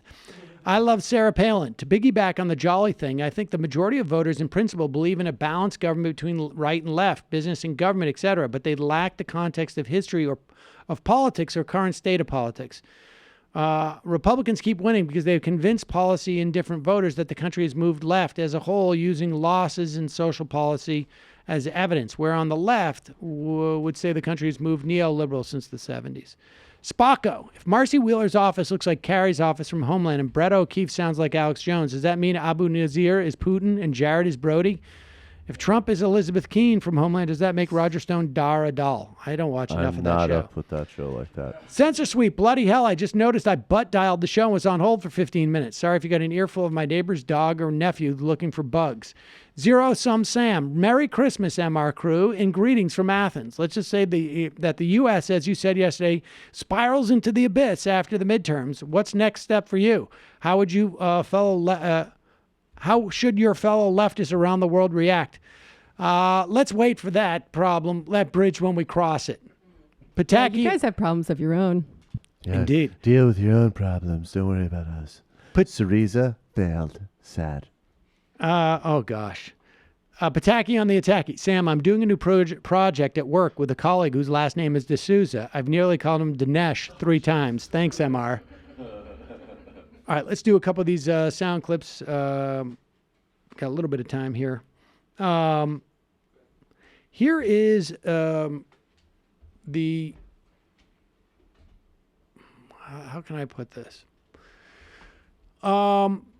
Politics make strange bedfellows these days. And Steve Bannon, of course, is known in the political world for his outreach and sensitivity to communities of color and to those seeking social justice. And as such, Bannon, who looks like literally he has not showered in about 3 or 4 weeks for this interview, explains to us why Martin Luther King would love Donald Trump. Donald Trump has the lowest black unemployment in history. Donald Trump has the lowest Hispanic unemployment in 25 years. If you look at the policies of Donald Trump, okay, anybody. Pause for 1 second. I would just say this, and we're going to go back a little bit. I'd be curious as to what policy it is that Donald Trump has pursued that has in any way changed the trajectory of employment since the Obama administration. Well, for one thing, you can say Merry Christmas again, which makes people more comfortable in department stores, so they're more liable to do more shopping. Fair enough. That's number one. Let's listen to Ben.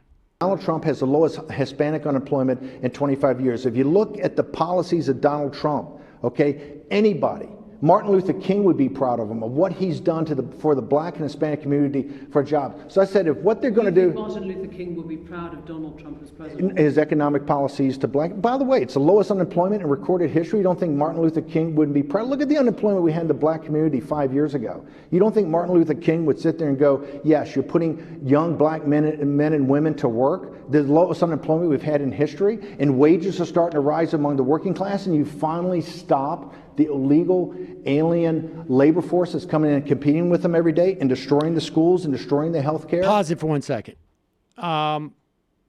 Look, Martin Luther King is no longer with us. I can speak for myself. Hold on for 1 second. But so that, there's, at least Bannon has the advantage there of there being really no way to refute that assessment. But the assessment that undocumented immigrants were taking jobs is a total fallacy. The idea that they were hindering healthcare or education, a complete and total lie. Well, first of all, he sealed up the border. That's the first thing I'd be proud of. As I said in my speech, that I have a dream that one day illegal fence jumpers won't take our jobs. That's number one. Number two, you have a business climate now because you have a businessman in charge, and businessmen understand business, which is America's business. That's what I said in my Birmingham letter. And number three, I'm just incredibly proud that we can't not solve problems anymore because of political correctness, which is what I was saying in my Riverside Church address about Vietnam. If you can't be honest about the gooks, then you can't solve the problem. So Barry Weiss is whining about. So, of course, I'm proud of Donald Trump. Let's hear a little more from Great Steve man. Bannon. The illegal alien labor force is coming in and competing with them every day and destroying the schools and destroying the health care? Absolutely. Do you think getting out of this... Look, the capitalists and globalists, they want unlimited labor, right? Because that's why they can pay $10 an hour and not pay for the schools and not pay for the health care. There you go. Nailed it. Sloppy Steve understands how the economy works.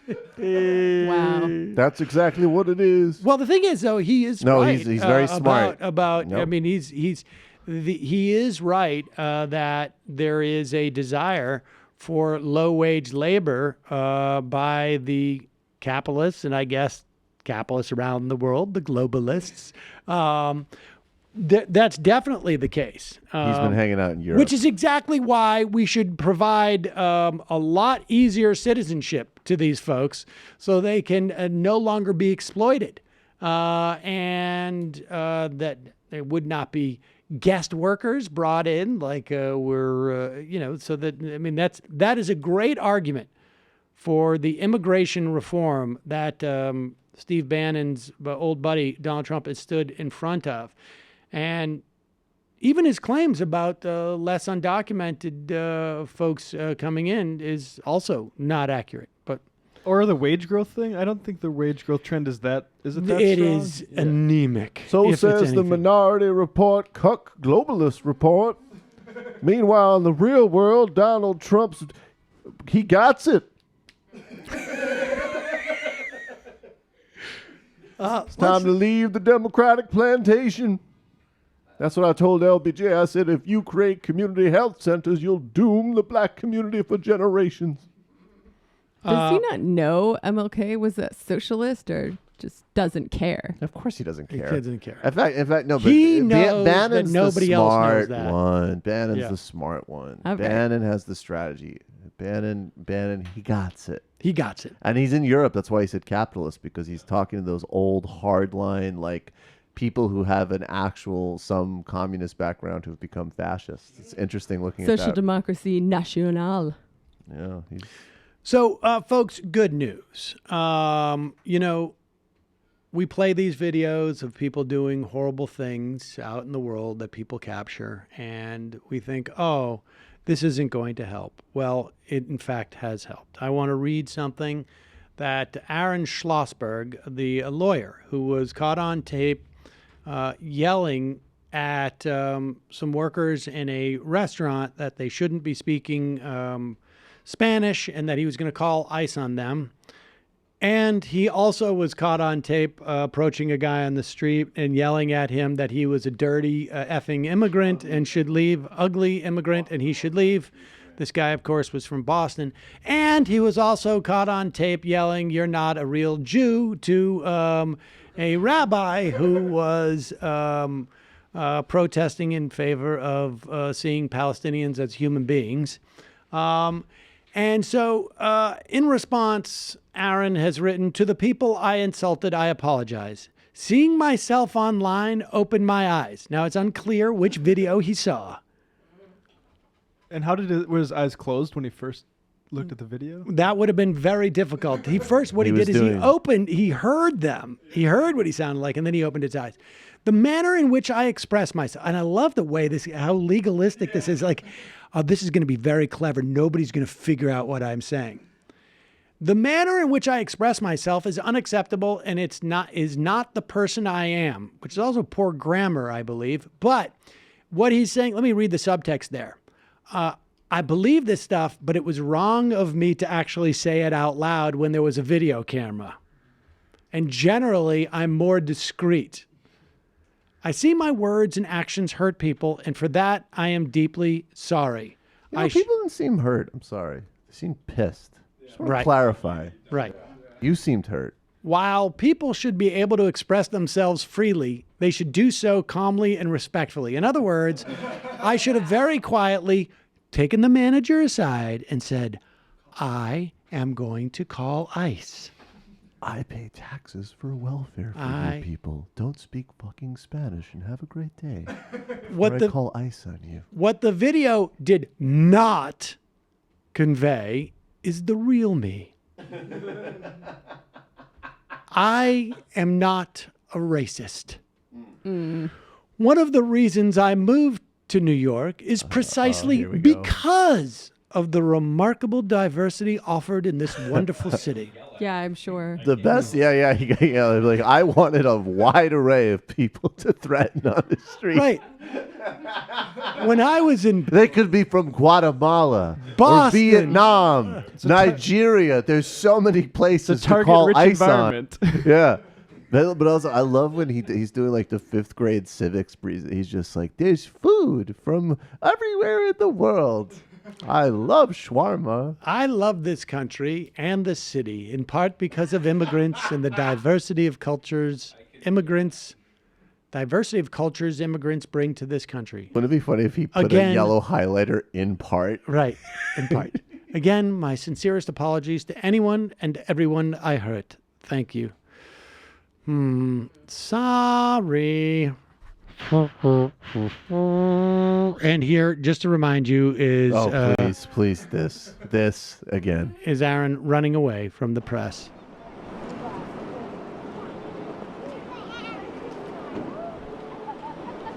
Shoot, I don't have the Mission Impossible.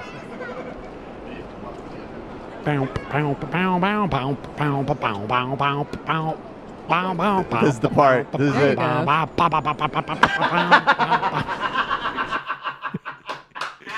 That is the classic. That's the classic move that, like the break-in thieves. Like in the comedy version of the break-in thieves. Oh God, there you go, folks. We're just gonna replace all the soundboards with human beatboxing now. What an unbelievable jackass. Oh, here is Donald Trump at that same Susan B. Anthony dinner. I guess I got a little bit too honest here in this moment, and I apologize. I can't help it. I remember coming home from Schluel, where I paid for my first abortion. Here's Donald Trump forgetting for a moment what the implications of a Democratic Congress will mean in terms of document production for him. But if Democrats gain power, they will try to reverse these incredible gains. These are historic gains. They will try and reverse many of them. So your vote in 2018 is every bit as important as your vote in 2016. Although I'm not sure I really believe that, but you know. I don't know who the hell wrote that line. I'm not sure. But it's still important, remember that. But that's why people like him. Yeah. That's the definitely, charm. That's definitely, the charm. Definitely. But it's funny to see how like he can't even let that line go by. He can't. I have to correct that. Restraint practice is not going well. I have to. Let me tweet about that. But when he does it like that, that's where the charisma is. Of course, right? of course. But he could have just easily been like, "Who wrote that? That's not true." But it's not helpful. Why Like if I was looking for footage to play in ads, like that, I'd definitely bookmark something like that. Yeah. Bookmark it all you want. I've got a meeting with some But you gentlemen know from the Emirates who say they'll pay a girl to pee on me. Here is why I think that is. People are going to like him, but the fact of the matter is, I do think if there is any implications to that at all, the net implications is that stuff like that's going to depress Republican votes. If because it has any impact. his fans are going to go, like, you know what? Probably Even he right. says it's not that important, and I can tell because it just doesn't seem that important to him. It's 2010. Fuck it. 2008 was the year. I mean, if you want to vote, sure, but it's not going to feel as fun as voting for me. Right.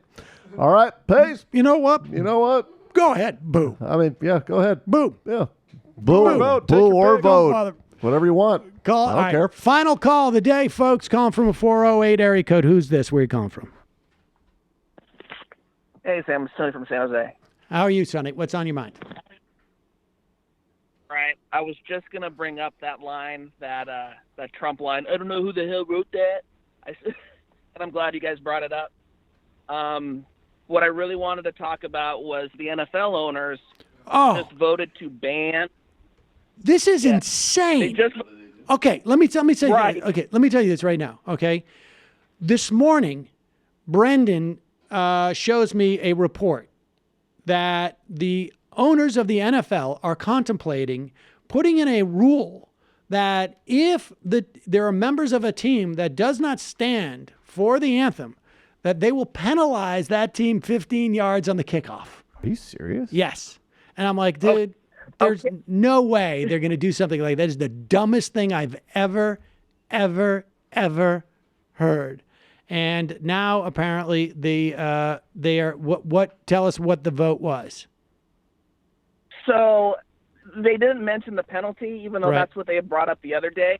What they're going to do is they are going to fine players and the teams. So they're going to issue separate fines for the individual players or the coaches or whoever. When Jerry Jones and them were grandstanding last year and they all took their knees, they were all going to get fined, right? But the teams can also fine the players or the individual employee or the coach or whoever. So if a team gets fined for someone kneeling, they can then fine the player themselves to cover the cost of the NFL fine. There you go. Now, yeah. So I'm in the Bay Area, right? Like ground zero of NFL players kneeling, Colin Kaepernick for the Niners. Right. And now, so he's been blackballed from the NFL, and it's for kneeling, right? It's for protesting.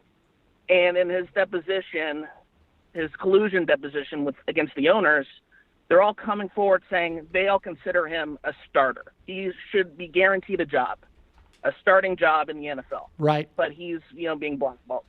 So his teammate, Eric Reed, last year, because Kaepernick didn't have a job last year, he took up basically the kneeling protest, at least for the Niners. And now he's getting blackballed. He doesn't have a job, and he's in the top 10 of safeties.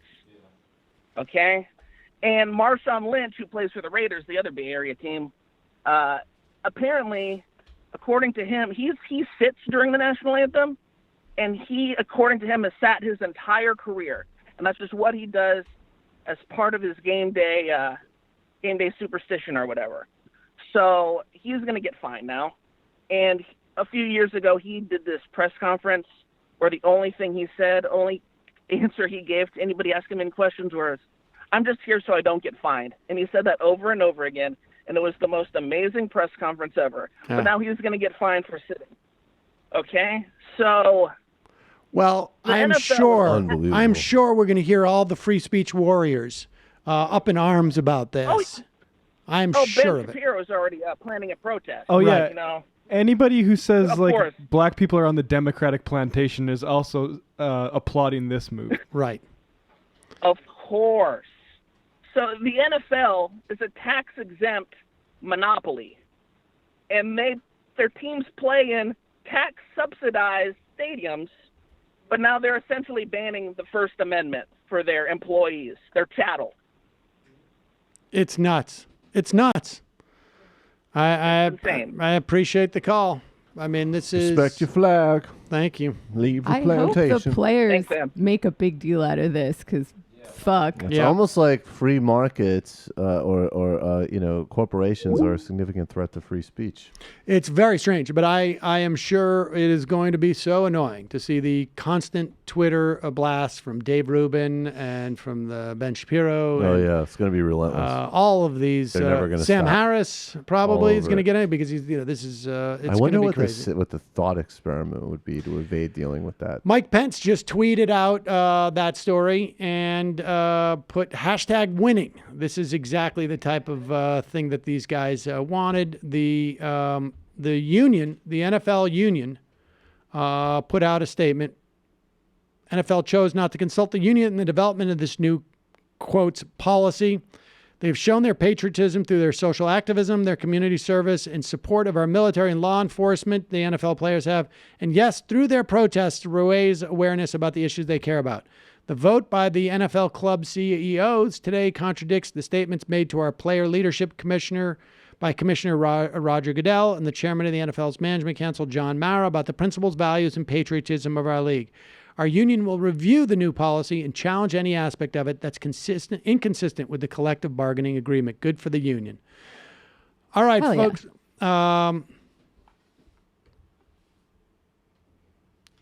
Let's see here. What do we got? Let me just do a couple IMs and then I got to go. Globalist. Did you see the Italian government has made a coalition and picked a prime minister? The platform they've proposed has some interesting good stuff and some bad. They want to give a basic income to the poor and halt age increase for public pension. However, they also want to flatten the income tax to just 2 brackets and also deport 500,000 people. Eesh. Be silly. The subtext of the Tapper Gates interview that comes through is that Tapper ceded the dossiers tainted, which by all accounts was a credible piece of raw intelligence. This is how misinformation campaigns work. Give the other side too many things to set straight. T, do you think that the reason Dems are so cowardly is because they simply are too close to the 1%, or are they really that stupid tone deaf? I'm not sure exactly what you're talking about. Shadow, Matt Leck needs to play some metric during the breaks. Handshakes. Don't know what that means. Shane, hey Sam, thought I'd plug a new PragerU video where they have Candace Owens talk about not playing the black card. Very entertaining. Wonder what made have her make this particular video. Stop playing the card. All right. I like the way Candace Owens thinks. 2 more. JJ Cool, if the NSA could find security footage of Sam debating Trump supporters in a bar, I would be willing to sacrifice some of my privacy just to see that. And the final IM of the day. Hi, folks. Wished you had announced that you weren't taking IMs yesterday. Anyway, some takeaways from watching Trump and Moon's photo op with reporters. Trump claimed $500 million China was bringing in to get the U.S. off its ZTEs back was actually a fine for violating the trade embargo against Iran and North Korea. While Moon was congenial, Trump looked glum and tense. Trump kept saying Kim Jong-un's name in full verses, saying President Moon or President Xi. And while Moon talked 2 or 3 sentences at a time so that the British-educated South Korean translator could keep up, the U.S. translator literally had to race through her translation like a list of caveats in a commercial. due to Trump rambling and repeating things over and over again. Good times. And of course, NASCAR is real popular in both Koreas, but not in Palestine, right? Okay, folks. See you tomorrow. It might take all the strength I got to get to where I want, but I know somehow I'm gonna get there. I wasn't looking when I just got caught between the truth and the light bulb, but finding out won't make me feel any better. Yeah, I know the clock is ticking, but the meds are gonna kick in, and my pilot light shining bright. I guess somewhere the choice was made for the option where you don't get paid, for the road that bends before it finally breaks you. I guess somehow I lost my drive between the 101 and the 5. Do you know how far the detour takes you? Yeah, I know the clock is ticking, but the man